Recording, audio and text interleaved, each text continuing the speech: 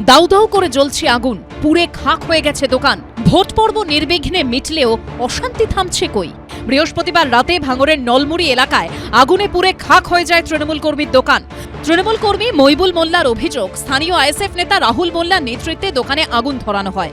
অভিযোগ, প্রথমে দোকানে থাকা বৈদ্যুতিন সামগ্রী খালে ফেলে দেওয়া হয়, এরপর আগুন ধরিয়ে দেওয়া হয় ইলেকট্রিকের দোকানটিতে। মুহূর্তে আগুনে ভস্মীভূত হয়ে যায় দোকান।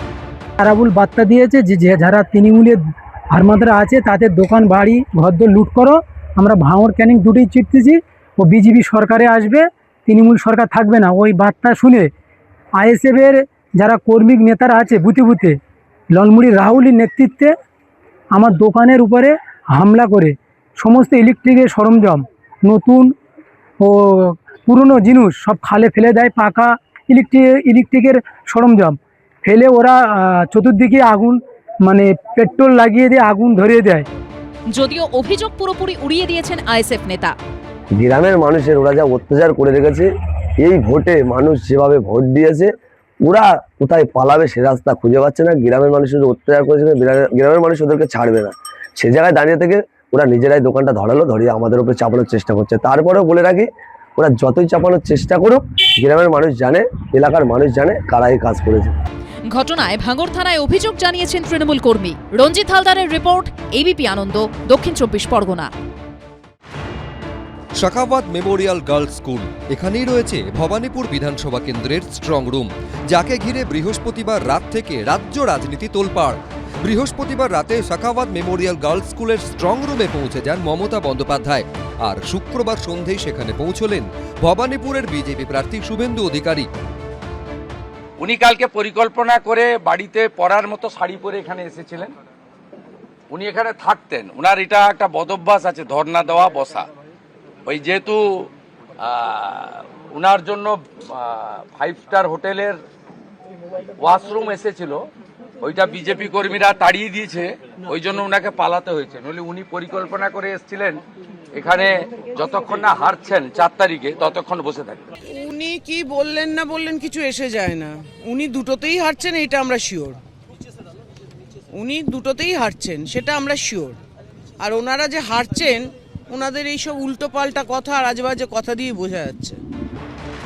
বৃহস্পতিবার রাতেই সোশ্যাল মিডিয়া পোস্টে শুভেন্দু অধিকারী লেখেন, ভবানীপুর নির্বাচনী এলাকা সহ সমগ্র পশ্চিমবঙ্গবাসী ভোটার ভদ্রমণ্ডলীকে আশ্বস্ত করতে চাই যে এই কেন্দ্রের তৃণমূল কংগ্রেস প্রার্থী তথা বিদায়ী মুখ্যমন্ত্রী মাননীয়াকে কোনোরকম বাড়তি সুবিধা নেওয়া থেকে বিরত থাকতে বাধ্য করা হয়েছে। উনি যতই চেষ্টা চালান না কেন, কোনো রকম নিয়ম বহির্ভূত কাজ তিনি করতে পারেননি। উনি যতক্ষণ স্ট্রং রুম প্রাঙ্গণে উপস্থিত ছিলেন, আমার election agent advocate Suryanil Das নিজে উপস্থিত থেকে ওকে কড়া নজরদারির মধ্যে রেখেছিলেন, যাতে উনি কোনো অসৎ উপায় অবলম্বন করতে না পারেন।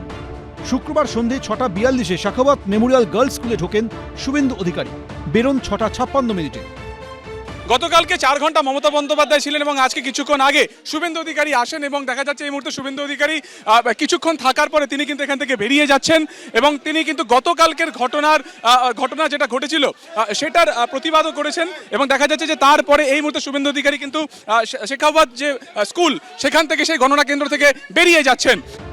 ভবানীপুরের বিজেপি প্রার্থী কটাক্ষ করেন তৃণমূল প্রার্থীকে। 4 बार असेंबली में लड़ा, उन्होंने इस तरीके से अनएथिकल ड्रामाबाजी किया, इसका कोई आधार नहीं है, झूठा बात है, पूरा झूठा बात, ये हो ही नहीं सकता। जनता जनादेश दे दिया है, उसको अच्छा तरीके से करने दीजिए। जो तीखी नोक-झोंक चुनाव के दौरान हो गया है, उसको खत्म हो जाना चाहिए। মমতা ব্যানার্জির কেন্দ্রে যেভাবে পরিকল্পিতভাবে চক্রান্ত করেছে, প্ররোচনা দিয়েছে, তো মমতা বন্দ্যোপাধ্যায় তো কড়া নজর রাখবেনই। শুভেন্দু অধিকারীও জানেন যে তাদের জনগণের ভোটে জেতার ক্ষমতা নেই। নির্বাচন কমিশন এবং কেন্দ্রীয় সরকারকে ব্যবহার করে, অপব্যবহার করে একদিকে ভোটার লিস্ট থেকে বৈধ ভোটারের নাম কাটা, সেনা, আধা সেনা, সাঁজোয়া গাড়ি, ওপাশে সিবিআই, ইডি, এনআইএ এইসব দিয়ে তো ভোট করছেন। ওনাদের তো লজ্জা হওয়া উচিত। শুক্রবার সন্ধে শাখাওয়াত মেমোরিয়াল গার্লস স্কুলের সামনে দেখা যায় গিজগিজ করছে পুলিশ, কেন্দ্রীয় বাহিনী। ভবানীপুরে জিতবে কে, শেষ হাসি হাসবে কে, তার উত্তর এই মুহূর্তে রয়েছে এই স্কুলের যে স্ট্রং রুম রয়েছে সেখানে। ফলে নির্বাচন কমিশন থেকে প্রশাসন সকলেই অত্যন্ত সতর্ক।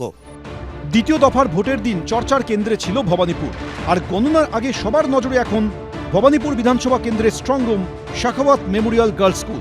একদিকে চলছে হেভিওয়েট প্রার্থীদের আনাগোনা, অন্যদিকে তা ঘিরে চরমে চাপানো।